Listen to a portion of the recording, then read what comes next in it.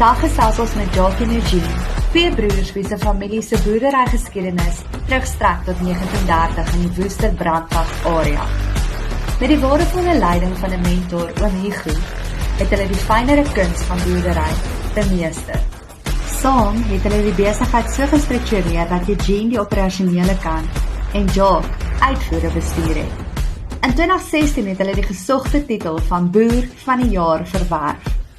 Hulle glo in die bou van sterk verhoudings, die krag van mond-tot-mond bemarking en die gebruik van tegnologie om hul boerdery voortdurend te verbeter. Ja, Eugene, dankie vir julle tyd. Julle het 'n pragtige plaas, man. Jo, vertel ons die storie. Waar het alles begin? Waar het julle groot geword? Wat is die pad wat julle gestap het waar ons nou hierso sit? Ga jy maar begin? Weet jy, ja, ons het 'n familieboerdery. Ons is gebaseer eintlik meestal in die Hexvallei. Ons het grond buite gekoop, dis waar ons vandag sit in Brandwag, dis net hier buite Woester. Ons familie is al so van 1913 af in die tafeldrywe. Ja. So ons kom ook al 'n paar generasies aan. Hierdie area spesifiek of het? Weet jy wat meestal in die Hexvallei? So daai kant toe. Daai kant. Meer is dit Lensburg se kant? Is ek nou? Ja, dit was 'n kant. Dit is ja, so tussen Woester en Touwsrivier. Yes. So 30 km hier vandaan. Dit is ons hoofopstal is daarso. Ons het ek en my broer het in 2007, 2008 het ons plaas toe gekom. En ja, daarvan het ons begin die geleenthede, ons het actually die geleentheid wat ons gekry het is toe ons die dag plaas toe kom het my pa vir ons die baton gegee en vir ons gesê dis die hele stokkie, julle kan besluit hoe julle hierdie ding verder vat. Ek weer vinnig geleer van Jacques. So daai is so belangrik, maar vat hom terug.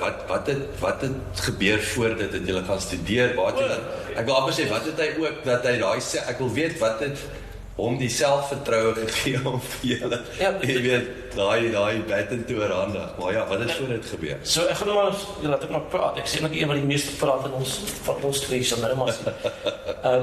Ja, weet jy wat ons het skool gegaan in laerskool in Tedorix. En ons sit toe al by Parelbos uit toe. Okay. So ek het gematrikuleer in 1999 en hy het gematrikuleer in 2003. En daarvandaan is ons Stellenbosch toe. Ek het gaan BCom swat, hy het ook BCom gaan swat. Hoe is jy besigheid gaan studeer? So nie die tradisie. Ja, ons glad die landbou gaan swat. Wat was die rede vir dit? Was dit of wie daai besluit het julle pa gesê luister nee, die landbou, julle sal dit uitfigure die besigheidsdeel is. Ek dink die landbou goed, as ons in 'n plaas afkom, daai taalbedrywe agtergrond leer jy op die plaas self. In elk geval, ja. Jy leer in elk geval. So dit was nie vir ons nodig om landbou te gaan studeer nie, want daai goed leer jy in elk geval op die plaas. So die besigheid was het meer sin gemaak. Ja, dit is mos eintlik maar boerdery in jou bloed. Ja. So hoe leer hoe kan jy kan 'n paar dinge optel, maar hulle gaan nie jou nie 'n boer maak nie. So gaan fokus op iets wat jy kan waarde bydra tot jouself en tot die besigheid. So ek dink dit was ons het 'n goeie werksbou gehad, kom uit 'n goeie skool uit. Dit is die beste skool in die wêreld. Ek kan sê ons kom is Pretoria. Dit is afwys op Pretoria. En ja, en die interessante ding is die netwerke wat jy intussen gebou het. Deur om deel te raak van 'n groot skool, deel te raak van om op Stellenbosch te kan wees. So jy ontmoet mense van suid, van noord, van oos en wes. En so begin jy op jou eie identiteit vorm. So deur die universiteit en jy begin jouself skaaf en self vind. Die eerste paar jaar op Stellenbosch het ons maar rof gegaan. So almal maar gesukkel. En maar ek wens vir ons daar ons het deur 'n goeie leerskool. En ons het toe in 2007, 2008 het ek sê my maat gesê, nou is julle genoeg rondgeneem, dan wil julle plaas toe kom. Of julle moet nou besluit wat julle wil maak. Ja.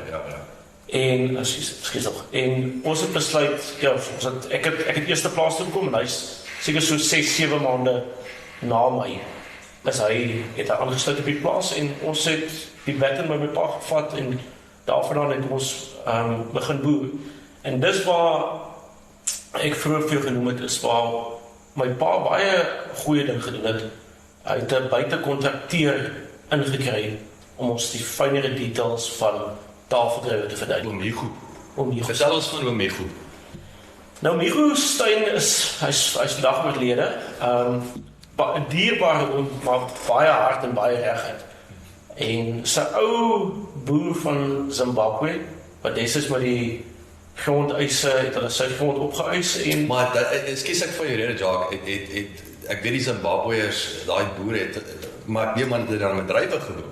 Weet jy wat, hulle het met tabak gedoen? Ek wil net sê, ek weet nie tabak is maar die groot ding, so ek moet nou gewonder het, waar kom die ouse... Hy het sy kennis hier kom optel van druiwe, maar hy het verstaan die plant, hy het maak nie saak of het 'n druiwestok of die tabakboerdery, hy verstaan die grond en hy verstaan water. En die kennis het hy vir ons kom oordra. Hy was baie hard, baie reggend, en hy het actually ons so stok ook soms hier, maar hy was ook net met die stokkie voor die bors slaan. Hy het dan nooit gedoen met ons, maar die gemak. En regtig, ons het weer eens ook baie by hom geleer, nie net van die plant, maar van menswees. Hy was 'n ongelooflike groot Christen. Die waardes van hoe hy met ander mense gehanteer het, en met hulle gepraat het ek nogals baie opgeleer daaroor. En was jy die hele tyd saam met hom, of het hy ingepop elke nou en dan, of was dit? Nee, hy het so 1 keer, 2 keer 'n week het hy gekom na die plaas toe, dan gaan jy met die dier die plaas met hom, en dan kyk jy waarmee hy besig is, as leer sê hy vir jou hoe hy dit sou gestuur het, of hoe hy sy manipulasie sou doen het, dan gee hy vir jou voorstelle. En dan so leer jy maar by hom wat hy doen, en dan later doen jy ook maar dieselfde goed wat hy voorgestel het. En ja, hy het, kan ek sê, sy goed was, of het ek altyd toe ons geleer het, toe was sy goed die beste om te doen. Hoe het julle dit gewen? Behalwe seker die resultate is nommer 1. Hy was by ander boere ook wat ons ook ken, wat ek 2 broers wat ek ook ken, dit is nou Jacques Wiem en Renier Wiem. En hy het vir hulle ook gehelp boere, en hulle was goeie boere, hulle is baie suksesvol. En toe, ek sien ons maar die oom se goed, hy gaan wat waarde toevoeg tot ons besigheid. En dis ook ons nou maar sy raad gevolg. So, ek kon die ou vertrou. Maar ek wil nou terugkom na julle pa toe. Dis vir my baie indrukwekkend. Nommer 1 om vir die jong manne te oorhandig, want ek ken meer gevalle waar die manne glad niks wil. Jy weet, hoe sê die een by een pel gesê, sy pa het hom laat gaan studeer vir so lank as moontlik, want dit is goedkoper om hom te laat studeer as die nonsens wat op die plaas is, sou aanjaag. Maar wat is daar gebeur dat jou pa, want dit sê iets van sy man wees, sy vertroue in julle, dat hy, en natuurlik die feit dat hy by Migo ook ingebring het.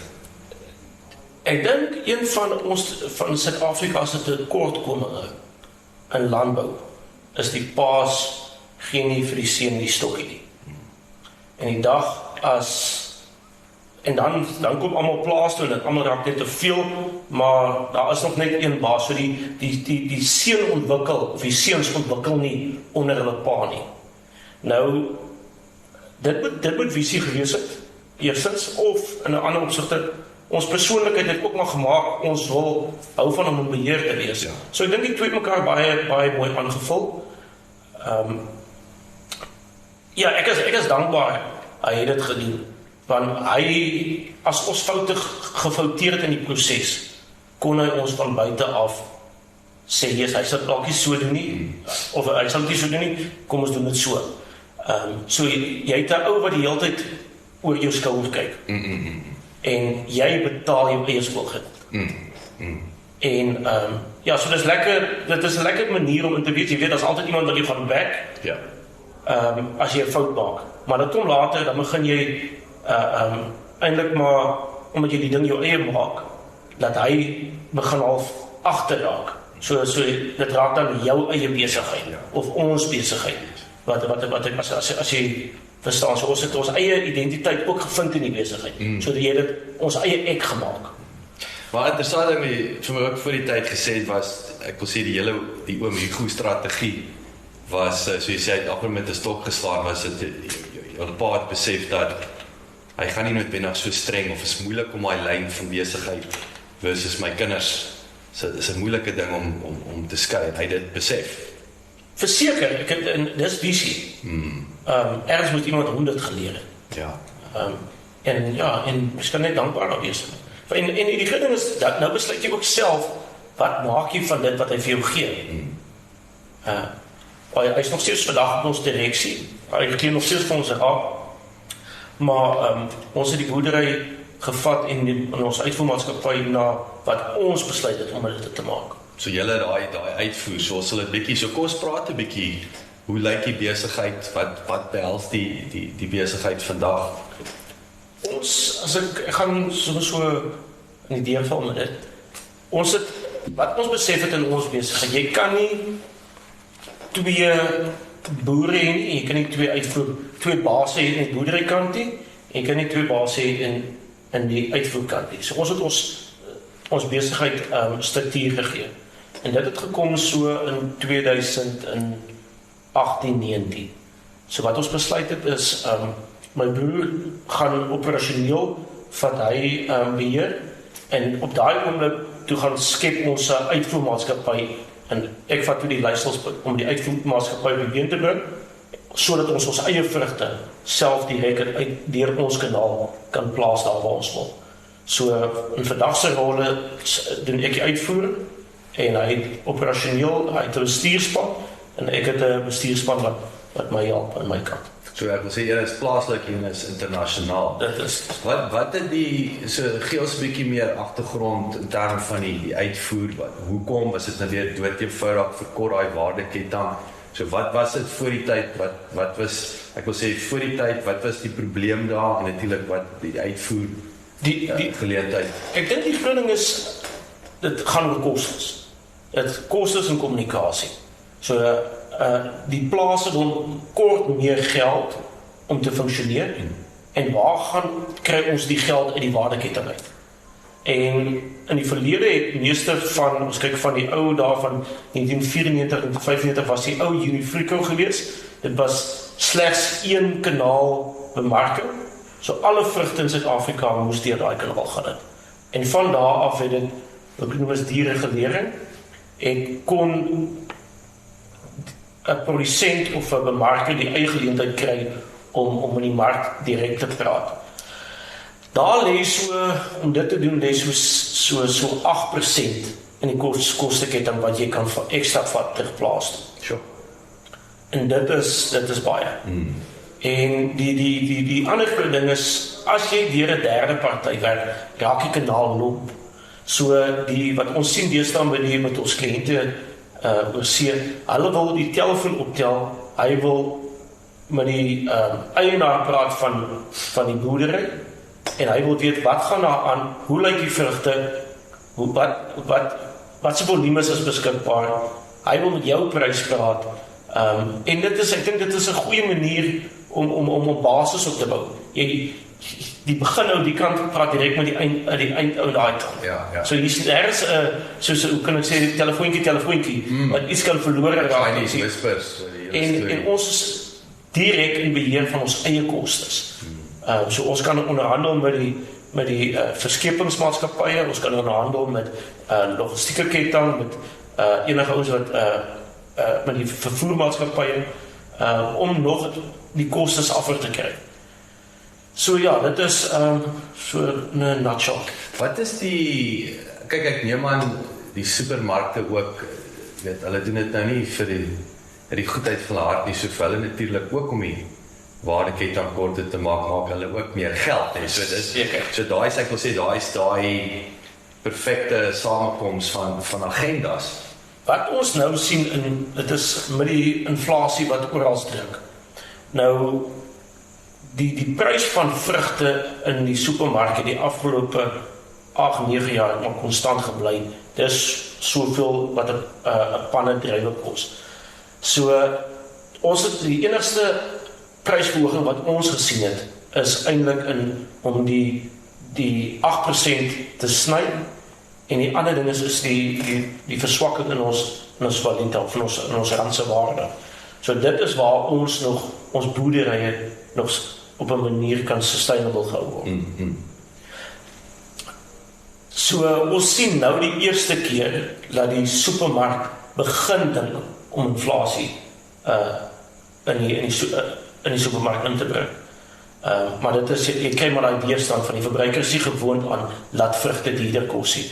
Maar oral kry ons dat alles baie duurder raak. Ja. So, en gelukkig het ons die kanaal gevorm in 2017, 2018, laat ons nou die voordeel kan trek, want as ons vandag al ons vrugte net vir 'n derde party moes gegee het, dan was ons broek op ons knieë gewees. Ja.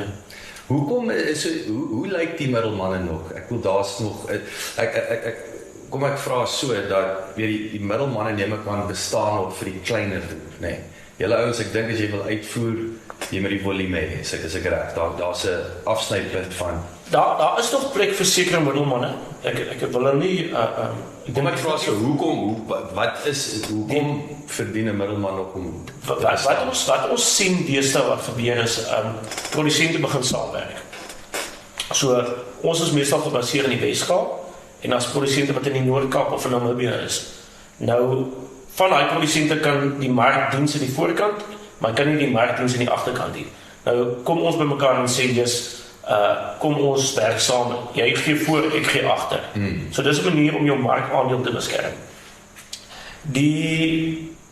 Baie van die ou tradisionele uitvoermaatskappye is baie sterk. Hulle het baie goeie verhoudings met baie supermarkte wat 'n nuwe toetreder kry nie die kans om by enige supermark in te kom nie. Dan gebruik jy nog 'n kanaal wat daai ou die reg op van. Ek wil sê hy baie op speed dial daar so in Engeland. Ja, dit is en daar's definitief waarde in dit. Hy het baie goeie verhouding. Op die oomblik baie van die supermarkte wil ook nie te veel kliënte op hulle database hê nie. So hy het op die oomblik dalk 6 of 7 en dit is sy 7 wat hy by staan. So definitief daar's plek vir dit, maar ek glo in ons model wat ons doen huidiglik is ek hou van dit. Wat was daai leerkurwe? Jy weet jy nou dink, dis nie sommer net jy voer uit bel vir Tesco op die voorbeeld. So vertel ons 'n bietjie hoe daai proses gelyk toe daag jy besluit ons gaan uitvoer. Weet wat was daai uitdagings? Hoe het julle daai en ek wil julle sit met die grootste supermarkgroepe in die wêreld. Hoe het julle daar uitgekom en wat was daai proses om daai dryf op die ek wil sê daai Sainsbury's rak te kry? Okay, ek dink wat 'n supermark dit het ook in 2016 2017 dit was ons jong boer van die jaar. En ek dink dit het vir ons 'n geleentheid gegee om op 'n platform te wees waar ons onsself kan bemark. En ewe skielik het mense gevra wie is moederdrif. En begin kyk na ons. So daar die deur oopgemaak. So julle het nie noodwendig was uitvoer nie, was dit in die pipeline of het hierdie ding het versnel wil ek sê? Definitief versnel. Dit is het was die geleentheid gegee. En ja, so mense het ons begin kontak en ons het mense begin kontak en ons kon sê wie ons is, so dit het ons net self agtergrond gegee. En dit het 'n gesprek om die tafel opgemaak. En wat het van daar af, so gee ons daai, ek wil sê ouens wat ambisie het om uit te voer, so wat is, ek wil sê, hoe lyk dit, wat is die uitdagings? Dink die meeste is maar verhoudings bou. Is dit? Jy moet maar verhoudings bou met jou supermarkte. So jy klim op die vliegtuig en jy vlieg nou. Ons het, ek wil sê, hoe lyk dit? Dit was eerst supermarkte wie ook vir ons, ek het dit as Esta. Ja. En toe deur Esta het daar 'n persoon by Esta gewerk en hy het later te werk by Esta. Dit het ons Esta program, maar toe skryf hy na 'n ander supermark toe en ons het 'n goeie verhouding met hom gebou. Toe trek jy hulle in. Toe trek hy ons in by die volgende supermark en so dit kleintjies. So kleintjies ja. Dan jy moet verhoudings is baie belangrik. Om met die supermarkte ja. Daar's twee dinge op dit. Verhoudings is definitief, maar die ander een jy moet jou woord en as jy sê dis ek gaan dit doen om jy deliver. Van dit, mense doen dit nie meer vandag nie. So ons baie erg op ons, dit wat ons sê, dit sal gebeur. Ja. En die ander ding is, ons het baie respek vir die mark. En die respek vir die mark, begin die mark vir jou respek kry. Ja. En kwaliteit. Jy gaan, word of mouth is jou grootste bemarkings, hoe kan ek sê, kanaal of bemarkings. En almal, as jou vrugte in die UK is en jy het goeie vrugte, hulle praat tussen mekaar. En dit het ons op 'n ander vlak gesit. Ons kwaliteit was baie goed geweest. Ons probeer dit nog beter doen. En ja, dit gee vir ons geleentheid om verder te vul. Wat is daai besluit? Is dit 'n koper? Is dit 'n baier? Is dit 'n vars vrugte baier of wie is daai belangrike persoon wat daai bestelling plaas? Elke supermark het 'n baier. As jy nou al begin beter verhoudings het, dan leer jy nou ook hulle direksie, dan begin jy nou bietjie hoor oppraat. So jy praat altyd met 'n baier, maar die ou wat op die direksie sit, jy toegang tot hom ook. Ja. So Maar jy moet daai baier laat goed lyk. Ek dink dis soos jy nou sê, dit hy is net 'n hy- goeie hy wil kwaliteit en 'n self goed vol lyk. maak. Ja. voor sy paneel. En al hoe jy dit kan doen, hy moet nie foute maak nie. So jy moet nie foute maak. Ja. Dit is Dit daar staan. Hoe vergelyk jy weet ek amper sê, hoe lyk die Suid-Afrikaanse baier in vergelyking met daai Europese baier? Ek weet Suid-Afrika, ek vra die vraag want ek het my koöperatiewe loopbaan, want ek weet baie met die baiers. Ek weet ons ouens hier is maar aggressief en party groepe wil ek amper sê is maar professioneel aggressief. Hoe lyk Suid-Afrika vandag in vergelyking met daai Europese mark? En dan wil ek ook vra, hoe lyk Amerikaanse baier in vergelyking met 'n Britse baier? Ek weet of is dit maar dieselfde dier? Wat ons sien is die supermarkgroepe is internasionaal. So met hierdie met hulle wat ons mee werk, die baier in die UK is baie soos die baier in Amerika. Want kom ons maak 'n voorbeeld, al die supermarkte sit in die UK en al die gaan nou 'n klomp winkels oopmaak in Amerika. Ja. Al die sit in Duitsland. Yes. So daai Ek wil sê daai drie vols met een hulle werk baie die baier in die Verre Ooste is 'n bietjie meer riskant.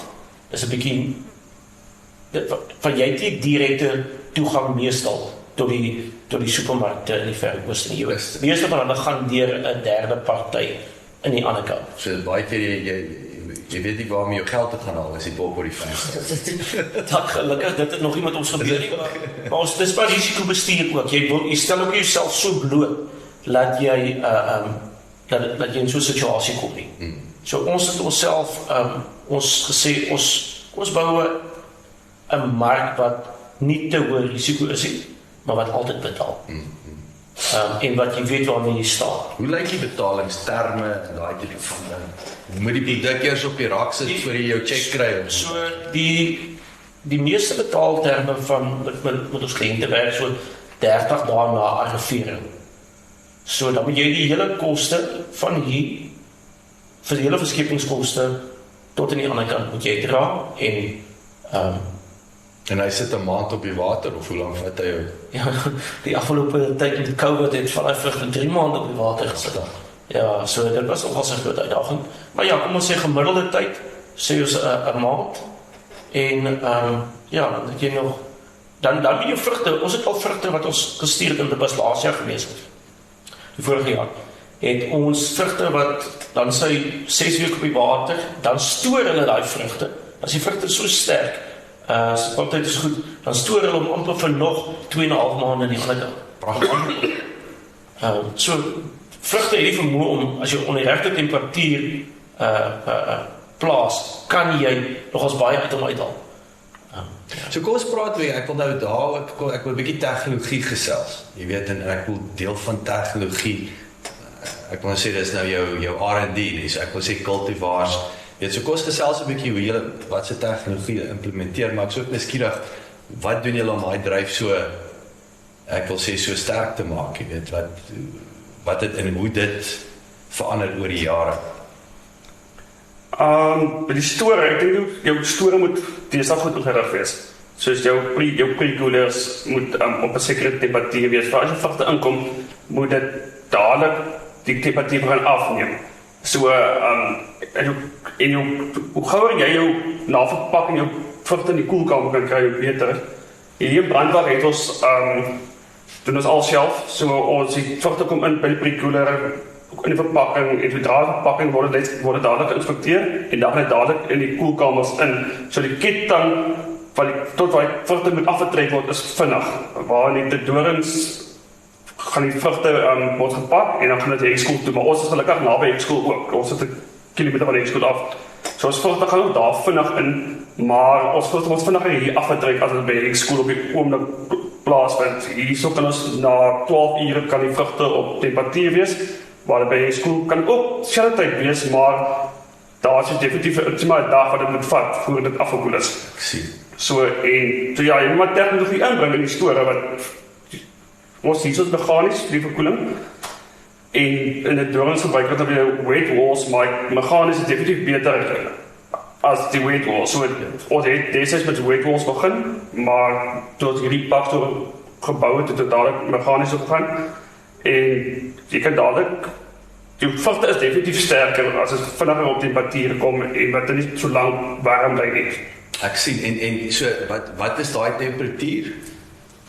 Wat jy moet afkom dan? Jou pre-coolers temperatuur gaan so 17 grade wees en dan in die store hardop is so 22 en as jy hom aftrek, dan trek hom tot by minus 0.5 af. Pragtig. Ja, wat dit gestel is en dan laai hy so bo, dis 'n boondal wat hy uitlaai. So jy moet in daai 12 ure om op daai hy kan in 12 minus 0.5 kan dit plaasvind, ja. Okay. En wat is daai, waar begin jy moeilikheid soek? Jy het nou gesê jy het basis 24 uur. Kondensasie is mos maar is dit die groot ding, as die water op die kondensasie is temperatuurverskille en goeders. Daar is 'n temperatuurverskille soos as jy nou druiwe klaar gepak het en vervoer hom op 'n oop trok na hekskool toe byvoorbeeld, dan daai druiwe raak vinnig warm. As jy nie ver afstand van hekskool, sê maar jy pak jou hekskool, dan moet jy intoe trokke, sal ek voorstel met te vervoer. Laat die son hom nie bak nie. Ja, of wat hy warm lig hier omtrek. Ek sien dat hy deur dit sirkuleer. So dit is maar net jy moet kondensasie probeer vermy. Ek verstaan. Want as 'n boks is nat binne raak en dan is daar maar probleme. Yes. So okay, so daai hele dis net 'n sneeubal effek as dit nat is binne. En so dit gaan meer oor daai verpakking wat ek wil sê sag en nat word of dit 'n impak op die dryf self, die Kyk, botrytis kan ook maar so plaasvind, maar ons sit maar so SO2 vel, masses vel in, wat help vir dit. En hantering is ook 'n baie belangrike ding in die storie. Hoe jy jou druiwe hanteer. So ons sny ons druiwe in flikkerste met 'n spons in wat hy sagter vervoer. En nou elke keer as die flikker is klaar, gaan die diere wasser oop wat altyd alai vir as hulle 'n bietjie sap of 'n bietjie timmer daar wat reën op drywe, dan is al maar nattigheid in die drywe. Ja. Want jy net al die siektes, want dra hy onder as botrytis in 'n boks ontstaan, dan steek hy aan. Dit is soos jy pak nou mooi tak drywe en as jy môre oopmaak, dan sit die wale op hom so jy moet dit voorkom. Maar daar's baie spuite wat jy ook kan gebruik om dit te voorkom. Ja. Maar jy sê is daar spuit versus afspoel? Of is die groot ding die afspoel, wil ek sê, wat Ja, ons wil die drywe, glad nie drywe af. Glad, so jy spuit nie. Nee, spuit is as jy dit, so spuit jy die wingerd, soos jou spuit so hardloop nou deur daai proses, as ek sê, ek is nou 'n leek met drywe, so wat is, hy's nou gespuit daar, soos hoe werk daai proses van daar waar hy nou kyk jou spuit voor 'n seisoen, dan sit jy in jou dit ons werk met Nexus en met Intelico, dan stel hulle vir jou 'n spuitprogram voor vir die seisoen. Dit is gewoonlik so 8-9 spuite wat jy in 'n seisoen doen. Dit begin van bord af, van 5 cm loodlengte begin jy al te spuit. Elke tweede week volg jy die program. En as daar 'n siekte druk is, soos vir jare is daar nou donskimmel in die areas, dan maak jy nie dit elke 4 dae, skryf dit so na elke 9 dae toe wat jy die spuite doen, net om die siekte beheer onder druk te kry. So dan is daar MRL, as jy kan sekere datum, sê maar jy spuit byvoorbeeld maak 'n Luna, dan sekere dae mag jy nie pak as jy daai produk gespuit het. So jy weet waarvoor dit sal jy om af te breek, want hulle 5 aktiewes byvoorbeeld in jou monster oorsee optel, dan is kan jy probleme kry. So jy elke gewette aantal dae wat jy moet waag. Dit so steroids, of as jy voorberei vir atleet, jy moet sorg dat die goed uit jou stelsel uit is voor die So party supermark, party lande soos Duitsland is nog strenger. Dan sê maar hulle het net 3 aktiewes. Jy kan mag meer 3 aktiewes hê. So jy en jou kind spuit chemische ou moet sorg dat jy moet sê presies wanneer gaan pak. En dan moet jy dan uitwerk en reverse met jy sê daai dag mag ons met dit spuit doen. Okay. So ja. So en dan so nou word hy gepluk. So hoe ook ek wil terugkom na die tegnologie toe, weet, so hoe pluk julle, hoe het julle gepluk die spoed wat julle om teen afval weet is daar impak, is dit weer 'n kwessie van die vinniger hy moet daar afkom en hy moet afgekoel word. So hoe is daai proses? Ons begin vroeg in die oggend te sny. Jy voel wat aand jy kus uit. So jy kyk nou hoeveel drywe ryp is in die blok. So as jy sien daar gaan nou net 1 laks op 'n stok afkom, dan gooi jy net so lank 1 laks op 'n stok af. En dan en as jy sien die blok is heeltemal ryp, dan gooi jy meer lakse af. Hoe ryper die blok is, hoe meer lakse gooi jy af. Dan begin ons in die oggend in seisoen dit 7 uur begin ons sny. So dan probeer jy nou 'n goeie ding is altyd om hoe meer plikkers jy het, hoe beter, want jy wil amper net 'n plikkers 2 keer 'n dag sny. Jy moet so baie plikkers hê wat jy net genoeg en prikkel kan opbou vir die dag om te pak, want as dit te warm raak, dan raak dit ook al die vrug raak swakker. Dit is of sy termovermoë gaan swakker wees as hy warm temperatuur geoes word. Yes. So dan die oggende dan sny ons die kuste vol, kom stoor toe. En dan begin verpakking in die stoor, dan als die prikkoele tot op 'n temperatuur kom, en dan stoot hulle hom op die radars in. Is baie arbeidsintensief? Baie. So jy kan nie daar verby kom. Jy kan daar verby kom. Ja, ons arbeidsmag is ook, ons het 'n ongelooflike groot arbeidsmag. Jy net maar praat van 700, ons het al gedraai by 1100. Ja. Arbeidsmag. Sure. Ja. Okay, so en dan gaan hy in en hy word afgekoel. Dis die groot ding, hy moet afgekoel. En dan gaan dit na die stasies toe. Ons het in die stoor het 102 stasies. Daar's 2 mense wat op 'n stasie werk. So wat die een vrou trek die kus van die lyn af en dan sal sy nou die trosse begin knip en al die klein korreltjies, as hulle 'n barse korreltjie is, as hulle 'n groot korreltjie is, knip hulle alles uit en dan sal hulle check nou, dis hulle check nou alles. En dan die vrou wat dan staan is die vrou op die skaal. So sy weeg die trosse, wat jy pak in die dag pak, as jy pannets pak, dan is dit gewoonlik 'n 500 gram pannet. En as jy 4,5 pak, dan 4,5 kg of 9 kg verpakking. Dis wel ons 3 groot verpakkings en dan nou die ander verpakkings, die Costco 3 pond pannets wat ons pak. So hulle herverpak daar. In die terme van in die as jy praat oor die supermark en so aan en daai pakkie wat nou op die raak eindig. Nee, daai pakkie gewoonlik die heat-seal pakkie, gaan hulle heat-seal nog net aan die kant. So hy gaan as hy mooi aankom aan die kant, as sit dit die heat-seal op.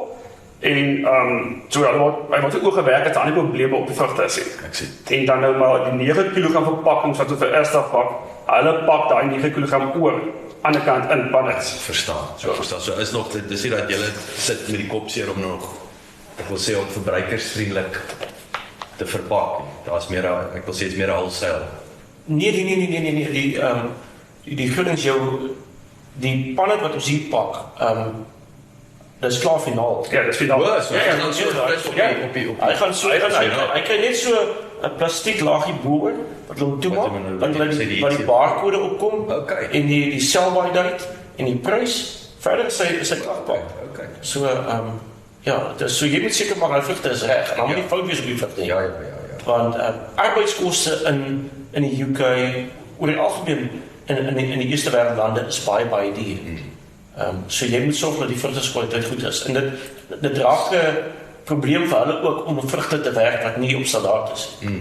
Maar ons werk met 'n bederfbare produk, so enigiets kan gebeur. Vrugte, ons het al gesien in die verlede, jy pak vrugte hier, so dit lyk ongelooflik mooi. Jy neem foto's en jy is opgewonde.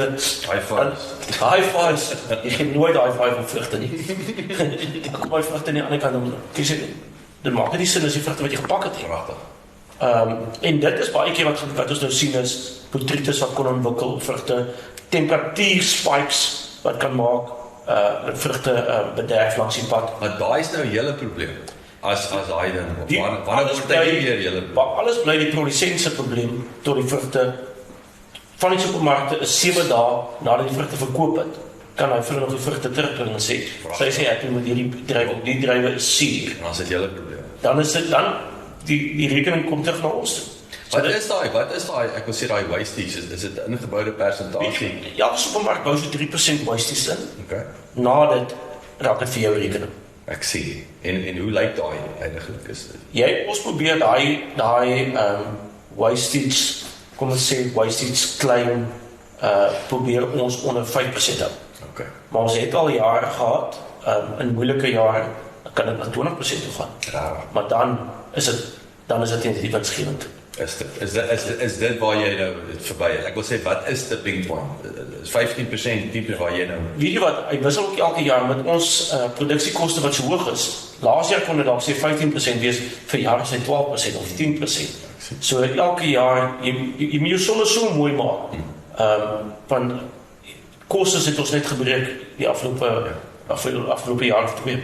Wat is julle weer vir 'n tegnologiese punt, wat is drasties anders oor die jare? Weet as julle nou met natuurlik jonger was, wat is die 1 of 2 goed wat julle sê hierdie is 'n game changer? Tegnologie, het sy selfs spyt. Van ons besproeiing, wat is alles wat dit kyk, ons als die meeste van ons goed is onder drip. So dripbesproeiing. En dan ons kunsmis sit ons deur die water. Ons het by elke blok het ons 'n kraan wat ons die karke in plak en dan sit jy jou aantal kunsmis wat voorgestel word deur ons werk met Yara. So hulle gee ook vir jou kunsmisprogram volgens jou geilheid van jou blokke. So jy sit voor 'n seisoen, jy kyk die verlede laas jaar se hoe geil was jou blok uit 5 uit. So as jy op 3 was, as hy sou sê vir jou sê jy moet hierdie seisoen sê maar 60 en neersit. Maar die 60 word oor 'n periode neersit. Dit beteken na oes, dit is maar 17 en by bot sit dit maar op weer 17. So stel hulle vir jou voor. Alles via die drip. Via die drip. Maar jy kan dit korrelkunsmis ook gooi. So wat ons gedoen het by veral brandwag van die verskillende gronde so baie. So ons en die een kraan se maar in 'n blok. Dus dat jy hier terug gaan na korrelkunsmis toe in brandwag. Maar nou elke stok wat jy 'n kol wat swaar kry in die blok, sal jy altyd iets extra gee. En 'n blok wat weer geiler is, gee 'n bietjie minder kunsmis. Ja. So en dan werk ons met 'n probe stelsel, dis 'n DFM probe. So dit is elke blok is daar 'n probe wat jy kyk vir waar jy moet water gee. So daai probe sal vir sê wat is jou grondtemperatuur en hy het veel so grafiek wat jy gee. Maar kan jy water gee aan spike uit. So jou spike moet altyd in 2 lyne hardloop, dan weet jy water is reg. Dis 'n riglyn. Dit is die jy moet nog steeds die beste manier is maak gate. Ja. So ons maak elke maandag sal ons gate maak. Sal ons kyk hoe lyk die gronde en dan besluit ons hoe gaan ons water gee vir die komende week. Want die DFM probe is 'n riglyn, maar hy kan partykeer vir jou dalk 'n paar nie druppeltjie toevallig by die probe dalk het verstop. So jy moet gate gaan maak en seker maak want water is baie belangrik in by boerdery. Dit is een van die belangrikste aspekte wat is. Is dit wat is julle, ek weet so gepraat nou van water, wat is die groot uitgawes van dit? Wat is en waar kom die water vandaan? Okay, hier brandwag het ons 3 opgawe damme, groot damme. So ons water kom hier als uit die berg. As die reenseisoen dan loop ons damme vol. En dan het ons ook 'n backup hier in brandwag, het ons 'n paar boorgate, maar dit gebruik ons eintlik baie min. In die droë jare het ons dit gebruik hierso. Ja. Want dit is in 'n vallei het gebruik ons ook baie boorgatwater. En daar's 'n skema daar die Sandrift dam. So jy is ingelyst vir 'n aantal liedjes per hektaar en dan as jy kan dit gebruik. Ja, Maar ek wil sê jy koop dit nou in. jy koop dit nou in, maar dit is so as jy dan vol is, dan het jy jou volle water. Ja. Maar as dit dan die jaar droog is, dan is jy 50% vol, dan sny hulle ook vir jou Ek sien. ja. So maar water is baie belangrik om te, jy moet hom goed bestuur. Het julle al in water, ek dink juist toe die Kaap so droog was en so aan, is daar, jy weet, krisistyle gewees met die. Ja, daar was toe dit so droog was Vallei baie onder druk. Ons was in 'n bevoorregte posisie van Vallei. Ons het goeie ondergrondse water wat ons boorgate op die plaas. Okay, so daar is die backup wat jy. So ons het daar die raai moeilike tye is ons dink van die min plase wat nie so gesukkel het met water in die droogte nie. Hier in Brandwag het ons ook deurgekom, maar jy moet jou water 'n bietjie aangepas het. So jy moes waar jy gewoonlik maar 2 ure dag het, jy dag 'n ure dag net, want die grond het deeltyd water kry, want die damme het begin leer raak en die boorgate het bietjie minder begin gee as gewoonlik. So daar was uitdagings al, maar ons is deur daai uitdagings. En ek neem aan ook so jy moet produksie begin terugsny seker ook, nee, dis nou die ander geneekering. Dis 'n moeilike een daai om net produksie terug te sny. So dis nie dat jy die engine gestart. Daar is Jy moet jou kostes cover, so jy kan net kan besluit jy moet ek soveel lewer. Ek dink wat ons help in daai opsigte ook is die druppelsprobleem. Jou bestuur van water is baie beter. En jy gee minder water, maar meer sentraal of op 'n gekonsentreerde plek. So is amper al soos ek sien amper soos of iemand verder is soos 'n hidroponiese stelsel. Jy gee hom net wat hy nodig het. Ja. En is dit Israeli tegnologie? Wie is ek wil sê wie is hy best in? Hulle is baie sterk in dit. Yes, baie van hulle. Hoe is die tegnologie? Wanneer het ons die goed begin implementeer in Suid-Afrika? Ek kan nou maar net van onsself praat. Ja. Dis so daai DFM perks het ons al 10 jaar. Maar dit is ek wil sê onlangs, as ek dit nou so kan. Baie verbeter elke jaar. Wat jy kos elke jaar met jou goed ontvang, want dis die Ja. So maar ja, sy hulle verbeter elke jaar. Okay. En deesdae het ons ook nou is 'n nuwe ding wat ons hulle neem motorfiets het hier, neem dat jy foto's en goed en met satelliete, dan kan jy gaan kyk op die satelliete watter blokke onder druk is. Soos dit is 'n nuwe ding wat vir jaar begin doen het. So jy kan gaan sien waar jou verdamping hoog is en soos ek 'n blok byvoorbeeld toeboer, dan wys die foto's vir my hy is groen. Maar as daai gaan opstyg, dan sien jy daar meer verdamping, dan verander die kleur van die foto's. So daar is al baie nuwe tegnologie waarmee ons besig is. Ek kan nog nie so baie vertel van dit nie, want ons het dit vir jaar begin doen. Okay. So, Wie dryf daai tegnologie in diens? Ek ben nou gewaai, ek sal die naam vir jou net ook gee. Ja, ek sê net skieurig, maar wat se land is dit? Is dit spesifiek? Yes, Plaaslik is wat dit. Plaaslik. Okay. Baie interessant. Ja, en dan is ons besproeiing is ook alles hoe kan ek sê Motorola stelsel. So alles word by die van die komputer afgestel en van die selfoon af. So ek kan ook op my selfoon kyk, ek kan presies sien waar die water in loop, en watter blokke hy loop en jou vloeimeters hoeveel so jy stel neem jy volgens ure jy self hoe die vloei hoeveel water jy wil neersit. Ja. En as dit die vloeimeter is, dan stop hy, dan gaan jy volgende kant toe. Yes. So, Dis presies die boerdery. Ja, ek wil nou net sê is hierdie IoT, Internet of Things wat julle met die So die ou wat dit die beste meer hands-on is die ou wat die meeste sukses van het. So kom ons praat 'n bietjie verskaffers. Jy weet hierdie is nou natuurlik verskaffers. Jy weet wat 'n groot so wie is daai verskaffers wat strategies krities is. En ek wil ook sê, hoe kies julle verskaffers? Is dit ek moet nou terugkom na die weet baie boere, die manne, ons het 'n verhouding en soms is dit daai dun lyntjie van jy weet, dit is 'n goeie verhouding, maar die ou deliver nie, jy weet waar, so hoe lyk julle proses daarso? Ons baie belangrik in boerdery is dit begroting. Dit is een van die belangrikste.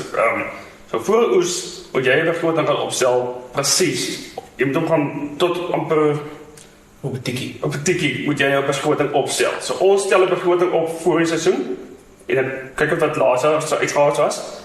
En daarvolgens doen jy baie besluite, maar soos pakmateriaal, byvoorbeeld ons koop by Spectra ons pakmateriaal en by Ekpak. So dit is ons pakmateriaal verskaffers. So pakmateriaal en arbeid is twee grootste uitgawes in boerdery. So pakmateriaal vir jou sekuriteit daar amper R35 'n boks uit ongeveer 4,5 toe. En lone is ook rondom die 32. Sommige ouens is op 35. Ja, dit is ouer 4 jaar is ook al. Maar so daar is die twee grootste uitgawes. So dit maak 70% van jou uitgawes. Ja. Daai twee goed. En dan kartonne koop ons by Mondibag. So binne verpakking is Spectra en jou karton is by Mondibag. So jy elke jaar kry jy maar kwotasies in en jy vergelyk maar met mekaar. Ons en Spectra en Mondibag het 'n goeie verhouding. So ons sal nie sommer wegbeweeg van hulle nie, dis sy die prys nie meer sin maak nie. So hulle moet weet, hulle moet in hulle prys bly, anders prys is belangrik. So dis as jy nou R1, R2 op 'n karton spaar, dit is 'n klomp geld vir 'n dag in die oes. Dit is en dan by gif is ons by Nexus en Telegram. Jy het moet ook ek het nog net genoem standaard program wat jy spuit. Maar hulle kom elke week, 1-2 keer 'n week kom Nexus se man of Intelligus se man bring dit en hy sal vir jou sê jy uittel op die dosske moet druk as hoog of iets. Dan moet jy aanpas by jou spuitprogram. Dan moet jy 'n sterker program vir daai week wat jou kos is 'n bietjie kan lig, maar jy kan nie spaar op gif nie. Kom ek sê want dan as jy nie oes so dis 'n plek waar jy nie spaar. Jy spaar nie op gif nie. Kunsmis doen ons by jare. Hulle kom ook soos ek het gesê elke jou ga jy vir blokke en soos as jy goed erg korrel is, dan trek hulle sample, doen ons blaarsamples, wat ons wegsien. Dan kan jy die blare sien hoeveel of het te hoog is. So dan weet jy dat jy 'n bietjie te veel stikstof neergesit, dan kan jy 'n bietjie afbestuur, want stikstof en ys gaan hand aan hand. So meer as jy te veel stikstof dan kan jy baie makliker bederfbaar raak. So die blaas goed op en dit goed is te geil, so dan dat jy moet 'n goeie balans kry. Jy moet regte balans kry. So maar dit klink vir my wat interessant is jy praat die hele tyd van jy weet klink soos 2 weke vensters, so daai adaptability of ek sê om die hele tyd te kan aanpas. En is dit letterlik as jy nou hierso ek wil sê 'n ding draai, is dit 2 weke later kan jy verskil sien. Is dit so vinnig? En werk met 2 weke siklus. Jy kan baie mense sê jy gee nou kunsmis, dan sien jy môre die resultaat. Jy sien eers die resultaat oor 2 weke. 2 weke, maar dis genoeg tyd om ek wil te sê te pivot as jy moet. As jy te veel stikstof gaan neersit het, en dan kan die patogeniem ook dan kan die plant kan 'n negatiewe uitwerking van, dan kan dit soms bietjie langer vat vir die plant om as jy 'n groot foto maak om uit te werk. Ek sien. Of soms kan dit werk nie uit nie. En dan is dit wat jou kwaliteit impak op jou vrugte gaan hê. Ek sien. Maar wat dat ek bietjie van die jib bestuur in. Ja, jib bestuur by dit om ons trots uit te ding en om ons kroskorte te maak. So daar is 'n standaard wat hulle vir jou voorstel. Wat jy choose die boekie, dan sal jy vir sê hoeveel jib hulle voorstel. En maar ons het 2 jaar terug veral onder net, jy kan nie dieselfde jib wat onder net toedien as wat jy buite net het, want onder net groei goed, maar net beter. Ja. So 2 jaar terug toe het ons daar was 'n paar dit was ook 'n nat jaar gewees, so daar het ons baie probleme gehad van die cultivars as gevolg van ek dink te veel jib opsit en van te veel kunsmis. Daai jaar het ons 110 en ons is nou 50, 60 en Ja, So ons het die stigstof al 4. Ja. En ons kwaliteit is 10 maal beter. En ons het die jib ook al 4. Waar ons gewoon ook op 'n sweet loop 200 dele gespuit het. Nou, het spuit ons 10 dele. So en die kwaliteit is net 10 maal beter. En die korrelsage is precies daar wat jy wil hê. So daar's maar dis hierdie uitsny. Ja. Dis dood eenvoudig, daar's soveel, ek wil sê kos, en as daar nou minder korrels is, gaan hulle meer kos kry, as ek dit nou so oor kan vereenvoudig. En daar's 'n fyn lyn, jy kan ook nie goed dit opblaas nie. 'n Vrug wat opgeblaas is, gaan ergens probleme gee. So wat is die goeie ding? Hy bars en hy selfrandjie raak dunner. En dan is hy meer gevatbaar vir 'n stamp of sulke goed. En dan by die gif nou, gif is eintlik baie soos kunsmis vat nou 2 weke op as jy resultate, maar gif kan nou as jy iets in die wingerd optel en dan moet dadelik inspring om die fout reg te stel. As jy nou sien hier is nou dansskimmel druk en die blok, dan moet jy dit dadelik spuit. Jy kan nie wag nie.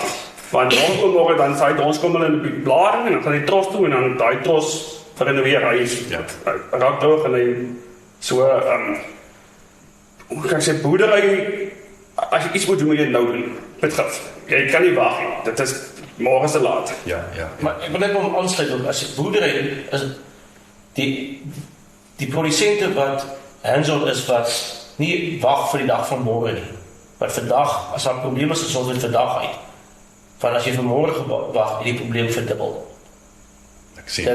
Dit is hoekom en dit is ouens wat bietjie lankdradig is. Hulle boerderye pragtig. Maar is dit ook, kan dit wees dat hulle tegnologie met ander hulle data is nie vinnig genoeg om besluit te neem? So jy het 'n toerus met die nodige kennis dat jy met spoed kan beweeg. Dat jy met spoed kan beweeg. Van wanneer jy werk met natuur. Ja. En jy moet probeer aanpas saam met die natuur. En gebruik jy kennis van die met al die inligting van mense kennis ook en daarvoor dan die nuwe beplanning en hoe kan ek sê gaan voort met jou met wat jy besluit. Kyk, beste kuns was eintlik as jou voete in die wingerd. Jou voete in die wingerd is jy dan jy kan môre as jy nie jou gereeld jou goed deurgaan nie, dis oor nag kan 'n blok 'n siekte optel en dan is dit te laat. So jy moet hands-on wees. Jy moet ek het 'n quad bike. Ek loop die quad bike en ek ry die wingerde deur en jy natuurlijk alles bestuur het ook aan quad bikes. So stap die mense raak. So 'n quad bike jy ry goed vanaf 'n blok. Jy ry 3 rye deur dan weet dat jy goed optel. Ja. So maar jy nie die wingerd kom hier dan kan jy goed vanaf op om geld verloor. Jy soek vir moontlikheid. Kom ons praat gou 'n bietjie arbeid, jy weet, uitdagings, tegnologie, jy weet, payroll, kontrakte.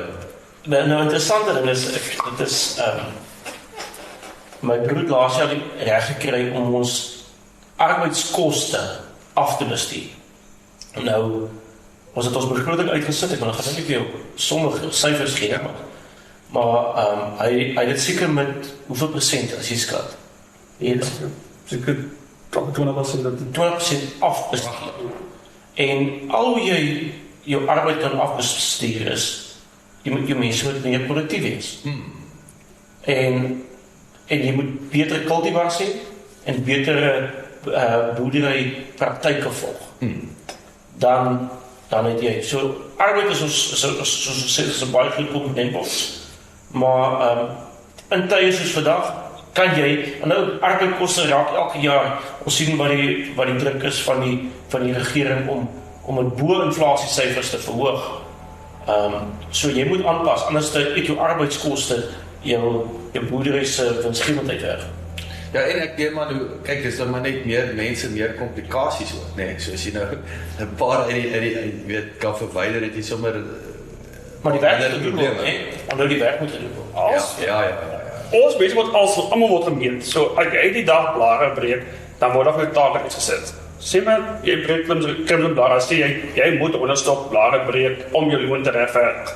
So, ja, tot die fynste goedjies op die plaas, as jy oopsny, jy wil net oopsny vir lig wat deurkom, dan sê ek byvoorbeeld, daai ou moet soveel vakke 'n dag doen, dan regverdig hy sy loon. So hy moet elke dag sy loon regverdig. En as hy verby daai punt gaan, dan vergoed jy hom vir dit. Ja. So as hy ou wat nou 200 stokke bare weg, hy vir die extra 100 stokke vergoed jy. Want wie is julle werkers? Is dit waar kom hulle vandaan? Die meeste, ons het nie baie permanente werk in plaas nie. Ek sal sê, ons het, as ons al die mense in dienste, dat so 10% van ons is permanent. Die mense is van buite af. Dit is maar meestal... Jy praat nou hier van 900.000 mense wat julle intrek. Ja, op 'n slag. Ja, nou, dit is seisoenwerk. Ja. Moet maar, kom ons sê, trekarbeid. Ja. So, die Hexvallei skep 'n geleentheid vir werk, kom ons sê, van November tot sê Maart maand. Okay. En dan hiervandaan skryf hulle weer sê, van Lierstop toe, of skryf Ceres toe. So, die mense... hulle beweeg hierdie vallei op en af. Is dit wat jy sê is my Transkei? Is dit Khoza? Is dit julle ook? Julle land. Ja. Ons werk met buitelanders nie. Ons werk met Suid-Afrikaners. En hoe is daai, ek wil sê daai churn, is dit dieselfde ouens wat, is daar 'n bietjie standvastigheid met die... Elke jaar kry baie van dieselfde mense terug, wat weer terugkom en dan, sal sê maar 10% wat nuwe mense is. Ja, daarom 90% wat, soos sê, hit the ground running, ja, ken die plaas, hulle weet wat vereis. Maar dit is ook omdat hulle goed gehanteer word by ons. So hulle is happy. Wel terug. Nou, ek wil julle nog 'n storie vertel. Ons gaan nog stories ook vertel. Nou, wat ons probeer doen, ons het probeer om ons mense, hoe kan ek sê, hulle moet hulle self ook vind. Want baie van die mense kom uit 'n huis uit wat dit gaan nie goed nie, hy weet nie eens in het waar, hy beland, miskien as hy sê, hier beland hy op plaas in die Hexvallei. So jy probeer menswaardigheid weer terugskep by hulle. So die storie wat ons gedoen het, ons kyk erg baie goed na ons mense, ons hanteer hulle met dieselfde respek as wat ons onsself graag wil laat hanteer. Ons het elke jaar kry ons mense voor seisoen kry hulle nuwe toerusting, klere, en die een jaar is nou alle fabrieke sluit ons hier by Desember maand. En toe ons begin Desember in ons pakseisoen ingaan, en ons kom agter ons het te min klere bestel. En die vroukie by die kantoor bel my en sê, meneer, ek het nou 'n fout begaan, maar hier is te min klere in al die fabrieke is toe.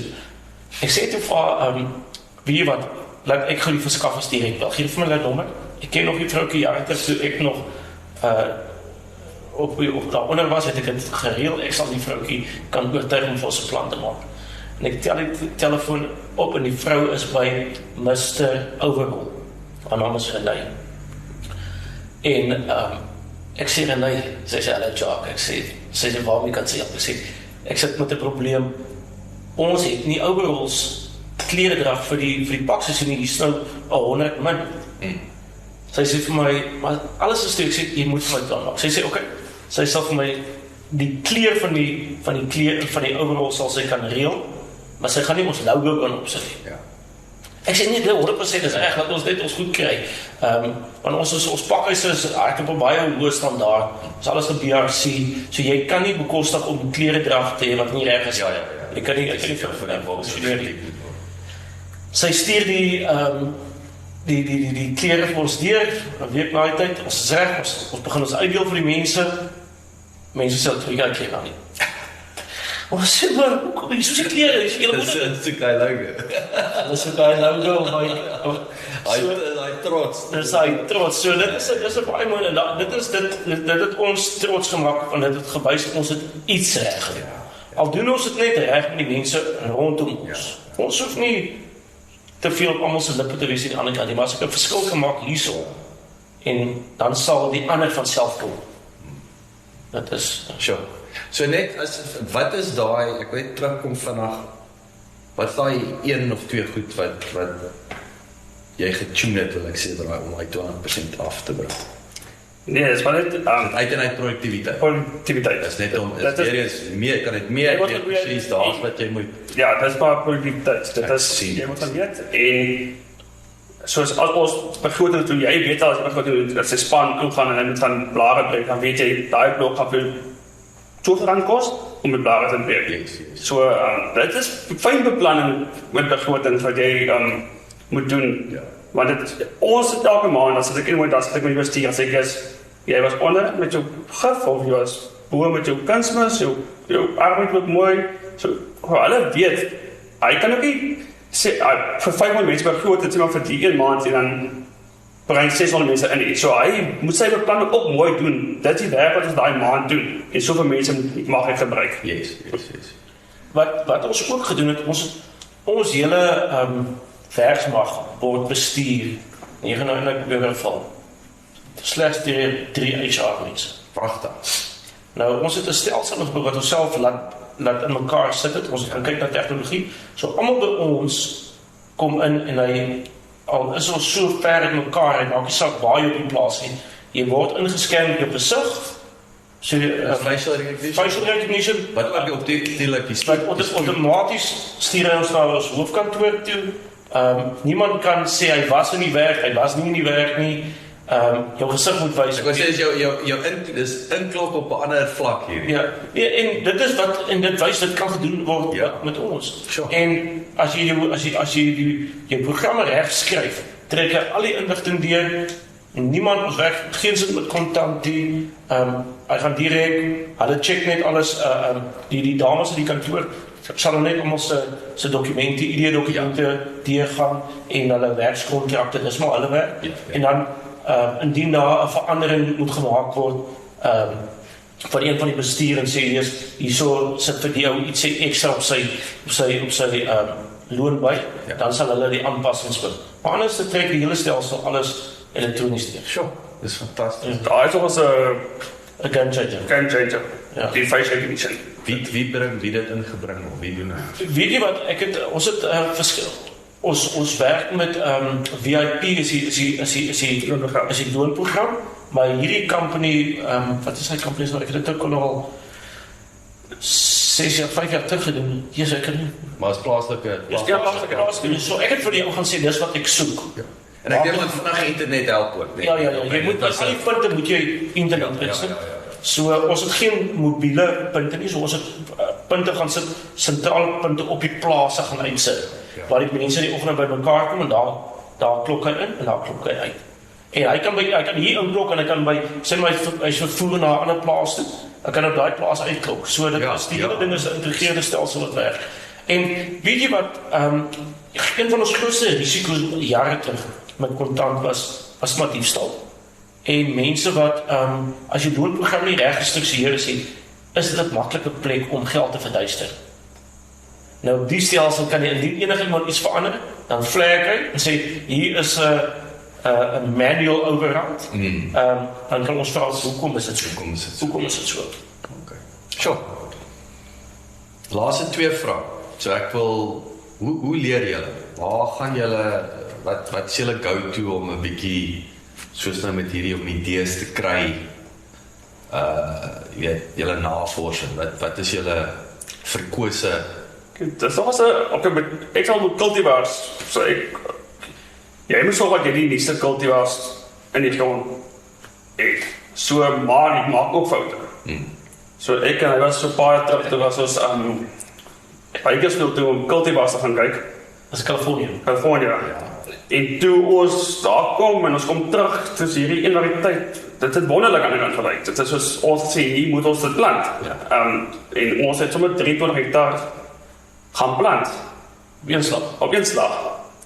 Maar dit gewerk in California. Dit is mooi gelyk, nee, dit is so mooi gelyk. En daar sê daar die berg kan nie goed die. Hulle sê jy kan gaan visvang, jy kan gaan jag. Dis daai van ons binne 4 jaar toe ons al 23 hektaar uitgeneem. En dit is 'n groot uitgave. En jy vat wat dit kos jy staan om 'n hektaar te vestig. Nou 'n hektaar kos vir jou net sonder as jy van scratch af moet nou van tuinering tot net onder ek sal sê 550-600 hektaar. Dat is nie net op nie. Dat is net So hulle het net die gedinvesteer vir ons skoolgeld wat Foutjies. So, maar jy moet bly by die cultivars. Ons het 'n paar lekker cultivars.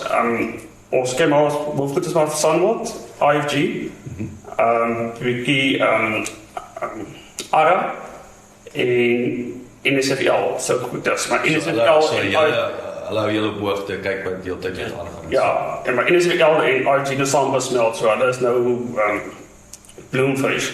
So hulle het lekker goeie cultivars, maar sekere cultivars aard nie in sekere streke nie. So, wat ons hier plant gaan definitief altyd werk in Appington nie, want 'n Appington plant word van die by ons werk.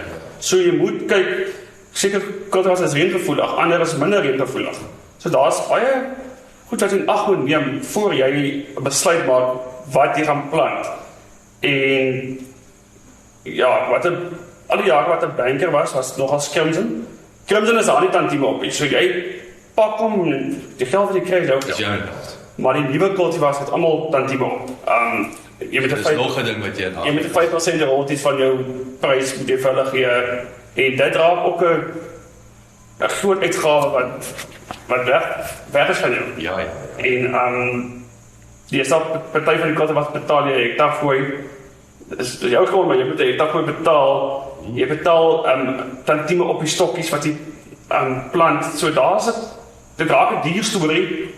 As jy die regte variëteit plant, dan is dit reg, maar as jy moet goed vervang binne 4 jaar of binne kom onder 10 jaar, dan is dit nie, dan kan dit vir jou kop byt. Ja. Laaste vraag. Wat is julle nou vinnig goed dan 3 stukkies wysheid of tips? Het sy die lewe en die besigheid, wat soos is 3 goed wat manne voor moet uitkyk of bewus wees van? Kyk vir mekaar uit. Bly nederig. Ook dat loopspel ook 'n groot rol in boerdery. Yes. Ek dink dis die belangrikste rol by ons. Ons besigheid gebou op Christelike waardes. En ons staan sterk dit. En dit werk vir ons. En ons sukses wat ons bereik het, is net dit dalk aan dit. Sure. Ons het 'n baie mooi storie die dag toe ons begin het en waar ons vandag staan, het ons omset seker met meer as 2000% vermeerder. Ja. En dis in 15 jaar. Ongelooflik. En met boerdery wat so klomp jy weet met mense, jy kan dit slegs daai sukses kom met blessings. Maar jy gaan nie blessings kry as jy nie daarvoor leef, as jy nie leef vir dit. Ja. Ek dink dit is en goeie vriende help. Die mense met wie jy sit naby kom op braai, as dit die regte mense is, nie dat jy dan mense kry, verkeerde mense, maar soek jou soort. Ja. Wat kan waarde toevoeg by jou en wat jy kan waarde toevoeg by. Wat jy net altyd jou energie tap nie, van die boerdery tap klaar energie. Jy wil 'n bietjie ontspan, saam met die regte mense. Ja. Bietjie battery charge. Ja, die familie is belangrik en baie mense boerdery, familieboerdery is 'n groot uitdaging, maar as hy werk aan werkheid. Gaan kyk bietjie vandag na die boerderye wat vorentoe gaan. Dis familieboerdery. Dis nie die multinationals wat oorkoop nie. Hulle het die fondasie van Suid-Afrika se boerdery is familieboerdery. Ja. Ek sê een man kan nooit slimmer as die tafel wees. Ja, en waar 2 broers saamboer, die een hou die ander op sy tone. Wat goed is. Ek check julle so. Manne, verskriklik dankie. Dankie. Dit is baie lekker om julle te gesels. Baie interessant, wel gedaan. Ek dink na hierdie week hierso in die Weskaap, ek is elke dag as ek 'n trotser Afrikaner en 'n Suid-Afrikaner weet, so ek wil sê julle manne laat ons goed lyk so. Dankie. Dankie.